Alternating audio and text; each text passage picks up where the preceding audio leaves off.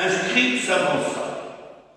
Il les avait entendus discuter, et voyant que Jésus leur avait bien répondu, il lui demanda: quel est le premier de tous les commandements? Jésus répondit: le premier, c'est: écoute, Israël, le Seigneur notre Dieu est l'unique Seigneur. Tu aimeras le Seigneur ton Dieu de tout ton cœur, de toute ton âme, de toute ta pensée et de toute ta force. Voici le second: tu aimeras ton prochain comme toi-même. Il n'y a pas d'autre commandement plus grand que cela. Le scribe lui dit: très bien, maître, tu as dit vrai. Il est unique et il n'y en a pas d'autre que lui. Et l'aimer de tout son cœur, de toute son intelligence, de toute sa force, et aimer son prochain comme soi-même, cela vaut mieux que tous les holocaustes et sacrifices. À Jésus, voyant qu'il avait répondu avec sagesse, lui dit: tu n'es pas loin du royaume de Dieu. Et personne n'osait plus l'interroger.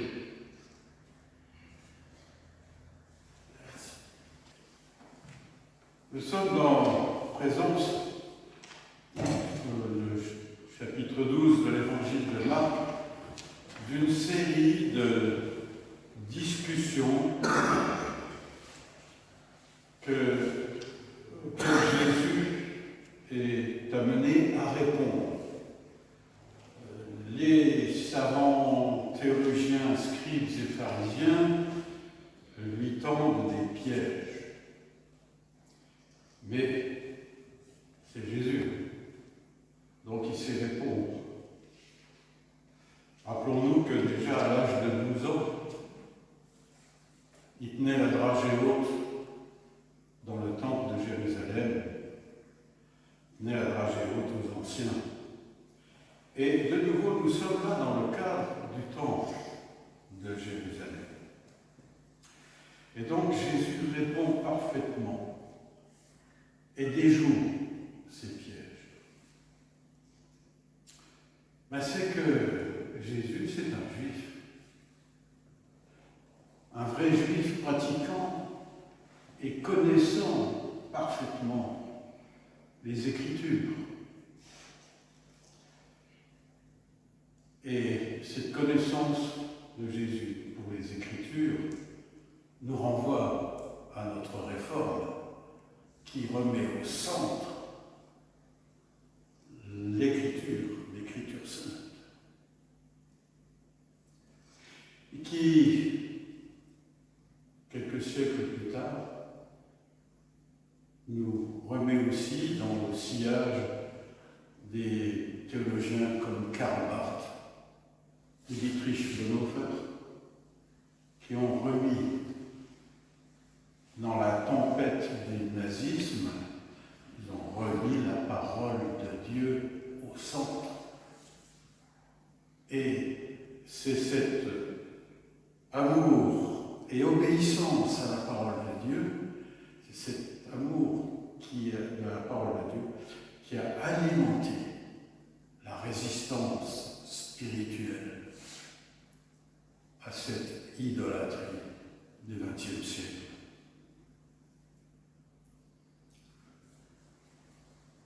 Donc, Jésus est un juif amoureux de la parole de Dieu. Or, c'est un premier paradoxe que je voudrais souligner. C'est que cet enseignement de Jésus, il a donné naissance au christianisme, aux églises chrétiennes. Or, celles-ci, j'allais dire, par jalousie spirituelle et religieuse, seront persécutés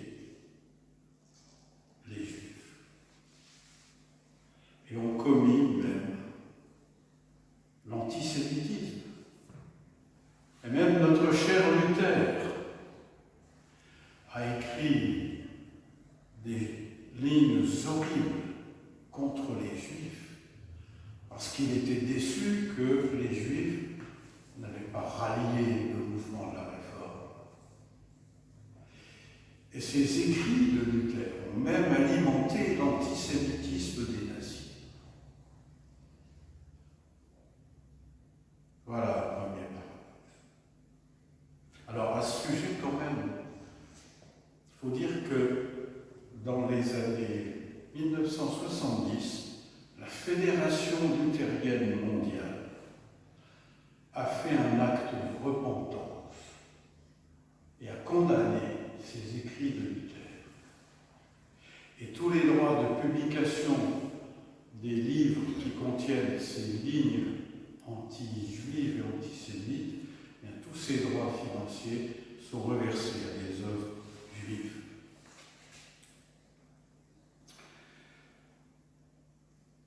Donc Jésus, en bon juif, répond à la dernière question qui lui est posée sur le plus grand des commandements. Et il répond en mettant en avant le commandement d'amour. L'amour de Dieu et l'amour du prochain. C'est pas nouveau. Jésus n'invente rien. Il ne faut pas dire que l'amour de Dieu, l'amour pour Dieu et l'amour pour le prochain, c'est le message nouveau de l'Évangile. Pas du tout. Ce commandement d'amour, il remonte au plus loin des textes, et sûrement l'un des livres de la Bible que vous ne devez pas lire souvent, le Lévitique. Lévitique 19, verset 18, tu aimeras ton prochain comme toi-même. Ce commandement est au milieu de toute une série qui est donnée dans le Lévitique de prescriptions, de petits commandements. Tu ne te vengeras pas, ne fais pas de piège à ton prochain, etc. C'est passionnant à lire, je vous invite à lire le Lévitique là, d'ici Noël, ça fera bien. Et là encore, deuxième paradoxe, ce message religieux, cette religion qui a pour centre l'amour, n'a fait que commettre dans l'histoire des crimes, des guerres, des massacres, des croisades, des guerres de religion.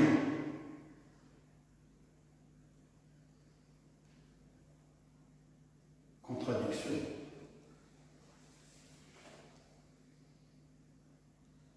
Troisième chose, Jésus a donné un commandement nouveau qui ne se trouve pas là, mais qui se trouve dans l'évangile de Jean.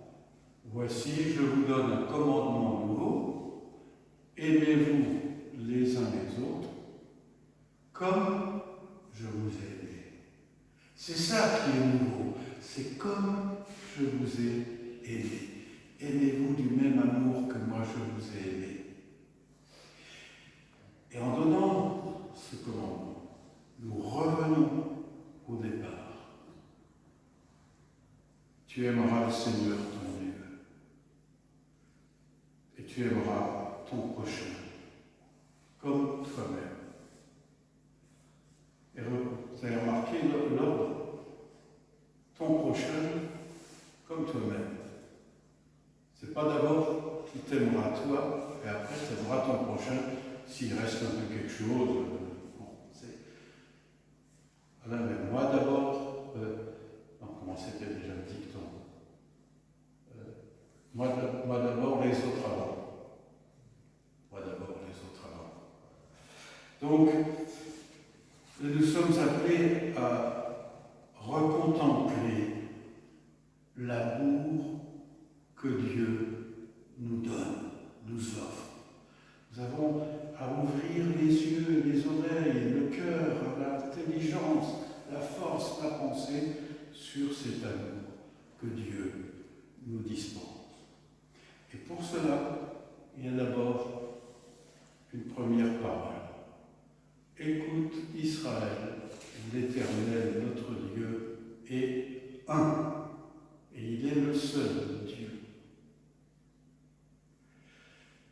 écoutez Dieu. Et écoutez qu'il n'y a qu'un seul Dieu. C'est-à-dire que cette parole combat toutes les idolâtries dont nous sommes parfois prisonniers et qui font souffrir le monde. Toutes ces idéologies qui idolâtrent la force, la puissance, l'argent, le mépris de l'autre, l'idéologie qui exalte des races supérieures, on a entendu ça, et c'est en train de revenir. Et mon Dieu, restons à l'écoute du Dieu unique. Et ce Dieu unique nous aime. Il nous aime d'un amour extraordinaire. Retournons à l'évangile de Jean. Jean 3, verset 16, tout le monde connaît ça par cœur. Dieu a tellement aimé le monde qu'il a donné son Fils unique, afin que quiconque croit en lui ne périsse pas, mais qu'il ait la vie éternelle. Dieu a tellement aimé le monde. C'est un superlatif extraordinaire. C'est à peu près la même chose que ce que disent les petits-enfants là. Oh, c'est trop bon, Fleury Michon, c'est trop bon. Eh bien, c'est ça, ça veut dire c'est supérieur, cet amour de Dieu, extraordinaire, supérieur. Et il est gratuit. Et ça, c'est le message porté par la Réforme. La grâce de Dieu est gratuite. La grâce de Dieu ne se mérite pas. Elle se prend par la foi, parce qu'elle nous est offerte. C'est un cadeau, le cadeau gratuit de ce grand Dieu tout-puissant qui a créé les cieux et la terre et qui vient jusqu'à nous, dans notre petitesse, dans notre petit monde, dans notre monde mesquin. Il vient jusqu'à nous dans l'humilité. Ce Dieu très saint, c'est-à-dire tellement différent, ce Dieu tout autre vient jusqu'à nous et il se fait petit enfant que nous célébrerons à Noël. Il y a un théologien alsacien, donc c'est du bon, qui a écrit, c'est Charles Wagner, qui a écrit un texte admirable qui décrit cet amour de Dieu. Je vais vous le lire. Je crois en Dieu. Je crois qu'il nous a aimés le premier, avant que nous existions, avant nos pères, avant les débuts obscurs dont est sortie l'humanité. Il nous a aimés. Mieux qu'une mère en espérance d'enfant, qui pense à l'inconnu qui sommeille en elle, je crois que Dieu nous a aimés d'avance et qu'il nous a portés. Car nous sommes son espérance, et nous sommes sa crainte, sa joie et sa douleur. Je crois que malgré l'immense peine qu'il subit par nous, Dieu nous a voulu et nous veut encore, toujours.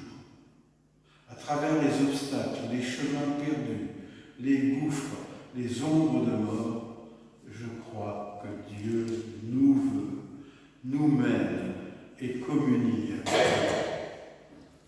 Je crois que Dieu en Jésus-Christ nous aime victorieusement, avec une puissance devant laquelle tout cédera.